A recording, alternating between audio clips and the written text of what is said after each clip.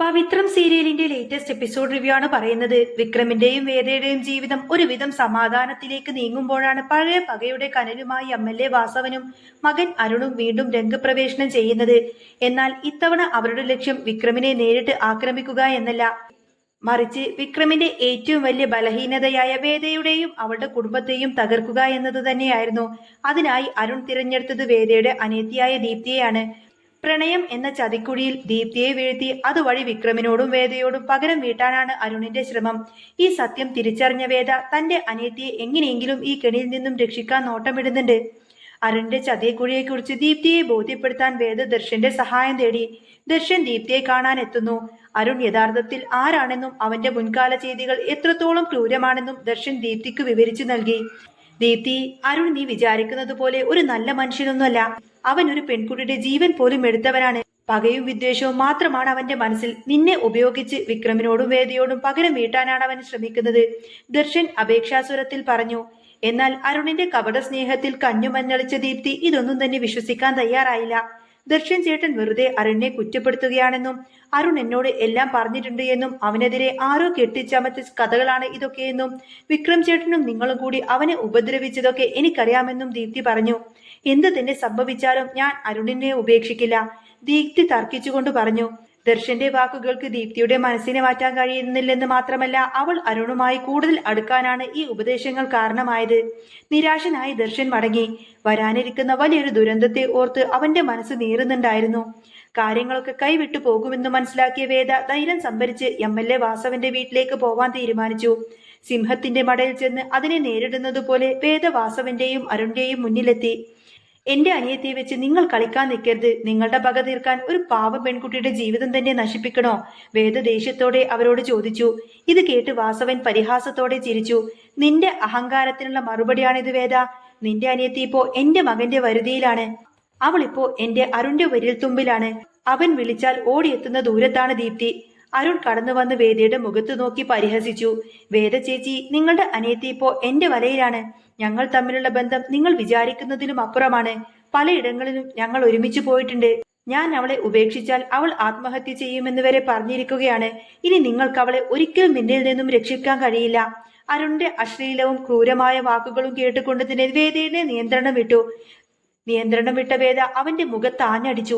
എടാ, നീ എന്റെ അനിയത്തിനെ തൊട്ടു പോകരുത്. അവളെ ഞാൻ ഒരിക്കലും നിനക്ക് വിട്ടുതരില്ല, വേദ അലറിക്കൊണ്ട് പറഞ്ഞു. എന്നാൽ വാസവനും അരുണും കൂടി വേദയെ ഭീഷണിപ്പെടുത്തി അവിടെ നിന്നും ഇറക്കി വിടുകയും ചെയ്തു. അപമാനത്താലും ദേഷ്യത്താലും വേദയുടെ കണ്ണ് നിറഞ്ഞിരുന്നു. എന്നാൽ തന്റെ അനിയത്തിയെക്കുറിച്ചുള്ള ഭയം അവളെ വല്ലാതെ വിഷമിപ്പിച്ചു. വീട്ടിൽ തിരിച്ചെത്തിയ വേദയുടെ മുഖത്തെ വാട്ടം വിക്രമിന് ശ്രദ്ധിക്കാതിരിക്കാനായില്ല. അവൾ എന്തൊക്കെയോ ഒളിക്കുന്നുണ്ടെന്ന് വിക്രമിന് തോന്നി. വേദ, എന്താ നിന്റെ പ്രശ്നം? നീ എന്തിനാ ഇത്രമാത്രം വിഷമിച്ചിരിക്കുന്നത്? വിക്രം ആവർത്തിച്ചു ചോദിച്ചു. എന്നാൽ സത്യം തുറന്നു പറഞ്ഞു കഴിഞ്ഞാൽ വിക്രം അരുണിനെ കൊല്ലാൻ വരെ മടിക്കില്ലെന്നും അത് വലിയൊരു നിയമപ്രശ്നമായി മാറുമെന്നും വേദ ഭയന്നു. അതുകൊണ്ട് അവൾ സത്യം മറച്ചുവെച്ചു. ഒന്നുമില്ല വിക്രം, ഓഫീസിലെ കുറിച്ച് ടെൻഷനാണ് എന്ന് പറഞ്ഞ് അവൾ ഒഴിഞ്ഞു മാറി. വിക്രം അത് പൂർണ്ണമായും വിശ്വസിച്ചില്ലെങ്കിൽ പോലും അവളെ വീണ്ടും അത് പറയാൻ നിർബന്ധിച്ചില്ല. പിറ്റേന്ന് രാവിലെ ദീപ്തി വേദയെ ഫോണിൽ വിളിച്ചു. ചേച്ചി, എനിക്ക് അത്യാവശ്യമായിട്ടൊന്ന് കാണണം. അമ്പലത്തിൽ വെച്ച് കാണാമെന്ന് പറയും. ദീപ്തിയുടെ ശബ്ദത്തിൽ ഒരു മാറ്റം വേദ ശ്രദ്ധിച്ചിരുന്നു. എന്തോ ഗൗരവമുള്ള കാര്യം പറയാനുണ്ടെന്ന് വേദക്ക് മനസ്സിലായി. വേദയും വിക്രമും നേരെ ക്ഷേത്രത്തിലേക്ക് പോയി. വിക്രം പുറത്ത് കാത്തു നിൽക്കാമെന്നും പറഞ്ഞ് മാറി നിന്നു. വേദ ദീപ്തിയുടെ അടുത്തേക്ക് ചെന്നു. ദീപ്തിയുടെ മുഖത്ത് വല്ലാത്തൊരു ഭാവമായിരുന്നു. നീ എന്തിനാ ദീപ്തി എന്നെ ഇങ്ങോട്ടേക്ക് വിളിപ്പിച്ചത്? അരുണുമായുള്ള ബന്ധം അവസാനിക്കാൻ നീ തീരുമാനിച്ചോ? വേദ പ്രതീക്ഷയോടെ ചോദിച്ചു. എന്നാൽ ദീപ്തിയുടെ മറുപടി വേദയുടെ ഹൃദയം തകർക്കുന്നതായിരുന്നു. ചേച്ചി എന്തിനാ അരുണിന്റെ വീട്ടിൽ പോയിട്ട് വഴക്കുണ്ടാക്കിയത്?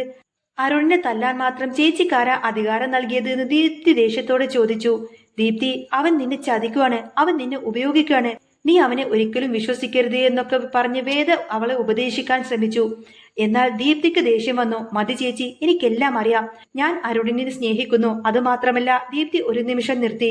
പിന്നെ വേദയുടെ കണ്ണുകളിലേക്ക് തന്നെ നോക്കിക്കൊണ്ട് പറഞ്ഞു. ഞാൻ അരുണിന്റെ കുഞ്ഞിനെ വയറ്റിൽ ചുമക്കുന്നുണ്ട് എന്ന് പറയും.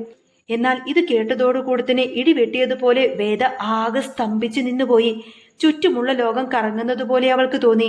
സ്വന്തം അനിയത്തി, താൻ പൊന്നുപോലെ വളർത്തിയവൾ ഇത്രയും വലിയൊരു ചതിക്കുഴിയിൽ വീണിരിക്കുന്നു. അതും അരുണിൽ നിന്നും അവൾ ഗർഭിണിയായിരിക്കുന്നു. വേദ ഞെട്ടലോടെ തന്നെ ചോദിച്ചു. എന്താ നീ പറഞ്ഞത്? അതെ ചേച്ചി, ഞാൻ ഗർഭിണിയാണ്. ഇനി ഞങ്ങളെ പിരിക്കാൻ ആർക്കും കഴിയില്ല. എന്റെ കുഞ്ഞിന് അച്ഛനായി അരുൺ വേണം.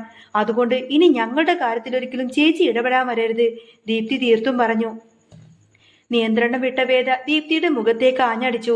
എടി, ഇതിനായിരുന്നോടി നിന്നെ ഞങ്ങൾ വളർത്തിയത്? അച്ഛന്റെയും അമ്മയുടെയും അഭിമാനം നീ കളഞ്ഞു കുളിച്ചല്ലോടി എന്നൊക്കെ പറഞ്ഞ് വേദ പൊട്ടിക്കരഞ്ഞു. എന്നാൽ ദീപ്തിക്ക് യാതൊരുവിധ കൂസലുമില്ലായിരുന്നു.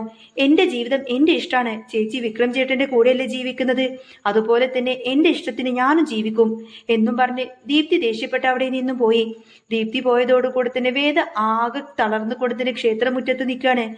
എന്ത് ചെയ്യണമെന്നറിയാതെ ആകെ ശൂന്യമായ അവസ്ഥയോടെ, ശൂന്യമായ മനസ്സോടെ അവൾ നിൽക്കുമ്പോഴാണ് വിക്രം അങ്ങോട്ടേക്ക് വരുന്നത്. വേദയുടെ നിൽപ്പ് കണ്ടുകൊണ്ടതിന് വിക്രം അങ്ങോട്ടേക്ക് വിഷമത്തോടെ ഓടിയെത്തി. എന്താ വേദേ, എന്തു പറ്റി? നീ എന്തിനെങ്ങനെ കരയുന്നത് എന്ന് വിക്രം പരിഭ്രമത്തോടെ ചോദിച്ചു. വിക്രമിനെ കണ്ടതും വേദയുടെ നിയന്ത്രണം നഷ്ടപ്പെട്ടു. അവൾ ഓടിച്ചെന്ന് വിക്രമിനെ കെട്ടിപ്പിടിച്ചുകൊണ്ട് തന്നെ പൊട്ടിക്കരഞ്ഞു. വിക്രം, എനിക്ക് സഹിക്കാൻ പറ്റുന്നില്ല, ഞാൻ ആകെ തോറ്റുപോയി വിക്രം, അവൾ വിതുമ്പിക്കൊണ്ട് പറഞ്ഞു. ചുറ്റുമുള്ളവർ നോക്കുന്നത് പോലും വകവെക്കാതെ വേഗ വിക്രമിന്റെ നെഞ്ചിൽ ചേർന്ന് നിന്ന് കരഞ്ഞു. വിക്രം അവളെ ചേർത്ത് പിടിച്ചു. സാരമില്ല വേദേ, എന്തായാലും നീ എന്നോട് പറ, ഞാൻ കൂടെയുണ്ടല്ലോ, അവൻ അവളെ ആശ്വസിപ്പിച്ചു. എന്നാൽ ദീപ്തി ഗർഭിണിയായ സത്യം വിക്രമിനോട് പറയാനൊന്നും വേദയ്ക്ക് ധൈര്യമുണ്ടായിരുന്നില്ല. ആ സത്യം അറിഞ്ഞു കഴിഞ്ഞാൽ വിക്രം തീർച്ചയായിട്ടും അരുണിനെ കൊല്ലുമെന്ന് വേദക്കറിയാം.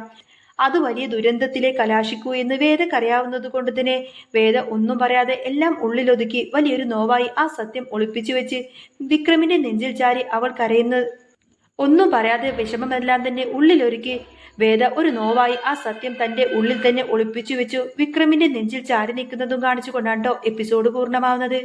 എന്നാൽ ഈ ഒരു ചതിയിൽ നിന്നും വിക്രം ഇടപെട്ടുകൊണ്ട് തന്നെയായിരിക്കും ദീപ്തിയെ രക്ഷിക്കുന്നത്. അതിന്റെയൊക്കെ നല്ല സൂപ്പർ ത്രില്ലിംഗ് എപ്പിസോഡൊക്കെ ഇനി വരുന്നുണ്ട്. അപ്പോൾ നിങ്ങൾക്ക് ഈ ഒരു ചാനൽ ഇഷ്ടമാവുകയാണെങ്കിൽ സബ്സ്ക്രൈബ് ചെയ്യാനും സപ്പോർട്ട് ചെയ്യാനൊന്നും മറക്കല്ലേ.